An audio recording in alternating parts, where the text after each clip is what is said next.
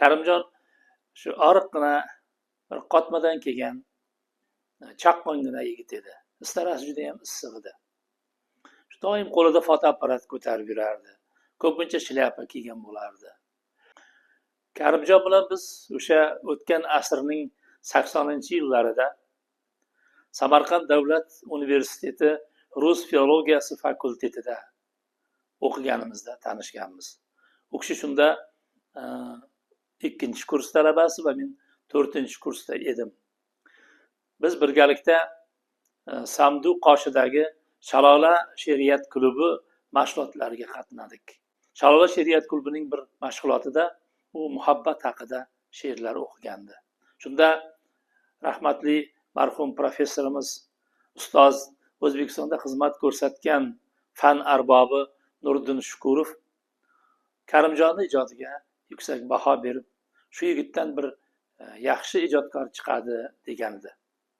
Nuriddin aka Samarqand davlat universitetining prorektori vazifasida ishlar edi va mana shu ustoz shogirdlik natijasida Karimjonga anchagina ma'naviy yordam ko'rsatdi. U kishini qo'llab-quvvatladi. Natijada Karim Bahriyev o'sha yillari Moskva davlat universitetining jurnalistika fakultetiga o'qishga qabul qilindi. Ya'ni Samarqand universitetidan Moskva universitetiga o'qishini ko'chirdi. Va o'sha yerda keyin oliygohini tamomlab, O'zbekiston adabiyoti va san'ati gazetasiga ishga keldi. Bu yerda o'nlab shoirlar, ijodkorlar, jurnalistlar ishlardi. O'sha davrlarda Karim bu gazeta sahifalarida juda katta maqolalar, tanqidiy, tahliliy maqolalarni e'lon qila boshladi va shu bilan mana shu ijodi bilan gazetxonlarning e'tiboriga tushdi. Va keyinchalik 90-yillarga kelib ham qishloqlari, ya'ni G'o's qishlog'i aholisi Karimjonni O'zbekiston xalq deputati qilib sayladi. Bu parlamentdagi Karimjonning ilk qadami edi. Mamlakat parlamentiga deputat bo'lgandan so'ng Karim Bahriyev ijodida yana bir qirra ochildi. Bu qirra siyosatga qiziqish edi. U o'sha yerda O'zbekiston xalq yozuvchisi Pirimqul Qodirov, O'zbekiston xalq shoiri, O'zbekiston qahramoni Erkin Vohidovlarning yonida ishladi. Ular boshchilik qilgan qo'mitalarga mas'ul kotib bo'lib faoliyat ko'rsatdi. Keyinchalik bir muddat biz aloqalarimiz uzilib qolganiga qaramay, mana keyinroq yana aloqalarimiz tiklandi. Qator yillar demak uning ijodi taqiqda bo'lishiga qaramay, u yozishdan charchamadi. Dunyo adabiyotidan Dunyo she'riyati antologiyasi kitobini yaratdi. 3 tomdan iborat bu kitobga qariyb 200 ga yaqin shoirlarning she'rlari kiritilgan. Bu o'zbek she'riyatida katta o'ziga xos voqea bo'ldi. Karim Bahriyev jurnalistika sohasida ham samarali mehnat qildi. Hurriyat gazetasiga asos soldi va uning birinchi muharriri bo'ldi. Birinchi muharrir sifatida 5 ta sonda uning nomi chiqdi. 5 ta son o'sha Karim Bahriyevning imzosi bilan chiqdi. Keyinchalik esa bu gazeta yana demak taqiqqa uchradi va ancha yillar yopilib qoldi. Karim Bahriyev ijodida o'ziga xoslik nimalardan iborat? Uning ijodining o'ziga xosligi haqida olimlar, shoirlar, yozuvchilar hali ko'p gaplarni aytishyapti ham. Uning ijodida o'sha soddalik, buyuklarga xos bir kamtarlik bor edi. She'rlari ham shunday o'ziga xos edi. Shamollar uyg'ondi degan bir ajoyib she'rlarni yaxshi eslaysizlar. Hatto yer ostida uyg'ondi ilon.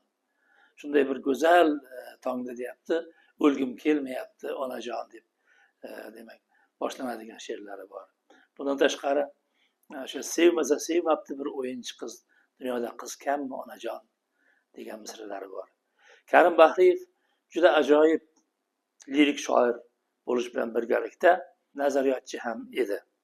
Ijodda eng katta o'rinni demokratiyaga intilish bobidagi qarashlar egallaydi. Qator yillar shu erkin so'z taqiqda bo'lganligi, so'z erkinligiga e'tibor qilinmaganligi haqida, Karim Bahriyevning ijodi haqida, u qoldirgan meros haqida bittagina kichkina lavhada yoki ko'rsatuvda batafsil hikoya qilish juda qiyin. Har bitta asarning o'zi alohida mavzu bo'lishga arziydi. 90-yillarda O'zbekiston adabiyot va san'ati gazetasida Shumbolaning choyxonasi degan bir bo'lim ochilib, Karimjon o'sha yerda ham faoliyat ko'rsatdi. U kishi bilan uchrashganimizda hajviy she'rlaringizni qoldiring, biz mana shu gazeta sahifalarida beramiz, shu Shumbolani choyxonasi sahifasida deb aytgan edi. Va men she'rlarimdan qoldirgan edim va keyinchalik bu she'rlar aynan shu sahifada e'lon qilingan edi. Demak, u do'stlarga ham, ijodkorlarga ham katta e'tibor bilan qaraydigan bir ulkan qalb sohibi edi desak xato qilmagan bo'lamiz. U har bitta kitobga qo'yilgan nomda ham o'ziga xos bir falsafa bor edi. Sabr konsasining sinflari, tomchi dil, so'z erkinligi haqida so'z. Bugun Karim Bahriyev o'sib unib o'sgan G'o's qishlog'ida u kishini yod etayotganlar juda ko'p. Jumladan mana shu ota hovlisida uning chirog'ini yoqib o'tirgan Samad Bahriyev akasini juda yaxshi eslaydi. Uning aytishicha, Karimjon hatto Samadni ham sizlab gapirar ekan. Mullo Samad deb erkalab sizlab gapirar ekan. Har kelganida shu oila davrasida bo'lishga, qarindoshlari bilan diydorlashishga intilar ekan. Bilasiz, G'o's qishlog'i tog'lar, adirlar bag'ridagi qishloq. Bu yerda borgan odamning o'zida ilhom paydo bo'ladi. She'r aytgisi keladi, qo'shiq aytgisi keladi. Ana shu manzara, ana shu tog'larning havosi Karimning qalbiga bir vulqon bo'lib kirgan bo'lsa ne ajab. Uni butun O'zbekiston eslayapti. O'zbekiston ziyolilari eslayapti. Do'stlari, qadrdonlari eslayapti. Men yana bir karra porloq xotirasi uni bilganlar, uni ijodini yaxshi ko'rganlar, muxlislari qalbida qolishini e'tirof etmoqchi edim. Shoir oramizdan ketdi. Lekin u o'zining kitoblari, qoldirgan asarlari bilan o'quvchilar qalbida qoldi. U o'quvchilar qalbida o'zining ikkinchi umrini yashay boshladi. Bu umrga esa nihoya yo'q. Chunki u mangulikka daxldordir. Rahmat, salomat bo'linglar.